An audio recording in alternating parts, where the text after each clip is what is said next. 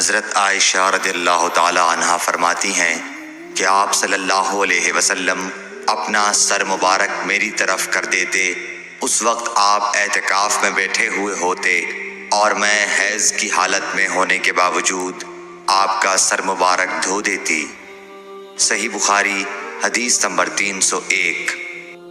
حضرت عائشہ رضی اللہ تعالی عنہا نے فرمایا، ہم ازواج میں سے کوئی جب حائضہ ہوتی اس حالت میں رسول اللہ صلی اللہ علیہ وسلم اگر مباشرت کا ارادہ کرتے، آپ ازار باندھنے کا حکم دے دیتے باوجود حیض کی زیادتی کے، پھر بدن سے بدن ملاتے۔ آپ نے کہا، تم میں ایسا کون ہے جو نبی کریم صلی اللہ علیہ وسلم کی طرح اپنی شہوت پر قابو رکھتا ہو؟ صحیح بخاری حدیث نمبر 302۔ نبی کریم صلی اللہ علیہ وسلم اپنی بیویوں میں سے کسی سے مباشرت کرنا چاہتے اور وہ حائضہ ہوتی تو آپ کے حکم سے وہ پہلے ازار باندھ لیتی۔ صحیح بخاری حدیث نمبر 303۔ رسول کریم صلی اللہ علیہ وسلم عید الاضحیٰ یا عید الفطر میں عیدگاہ تشریف لے گئے۔ وہاں آپ عورتوں کے پاس سے گزرے اور فرمایا، اے عورتوں کی جماعت، صدقہ کرو، کیونکہ میں نے جہنم میں زیادہ تم ہی کو دیکھا ہے۔ انہوں نے کہا، یا رسول اللہ صلی اللہ علیہ وسلم، ایسا کیوں؟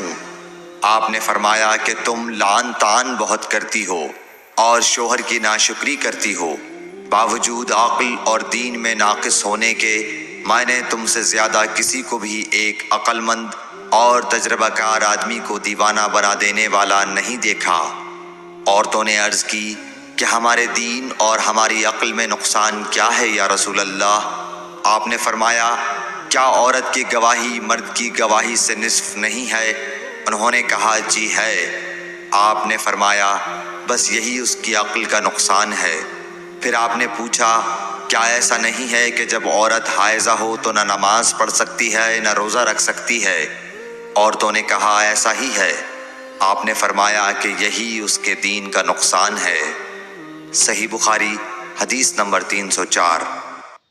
حضرت عائشہ رضی اللہ تعالی عنہا نے فرمایا کہ ہم رسول اللہ صلی اللہ علیہ وسلم کے ساتھ حج کے لیے اس طرح نکلے کہ ہماری زبانوں پر حج کے علاوہ اور کوئی ذکر ہی نہ تھا۔ جب ہم مقام صرف پہنچے تو مجھے حیض آ گیا۔ اس غم سے میں رو رہی تھی کہ نبی صلی اللہ علیہ وسلم تشریف لائے۔ آپ نے پوچھا، کیوں رو رہی ہو؟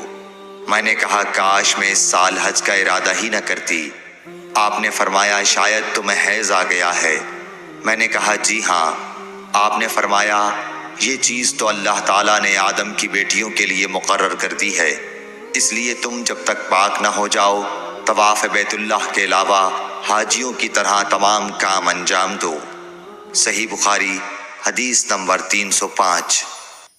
فاطمہ ابی حبیش کی بیٹی نے رسول کریم صلی اللہ علیہ وسلم سے کہا کہ یا رسول اللہ صلی اللہ علیہ وسلم، میں تو پاک ہی نہیں ہوتی، تو کیا میں نماز بالکل چھوڑ دوں؟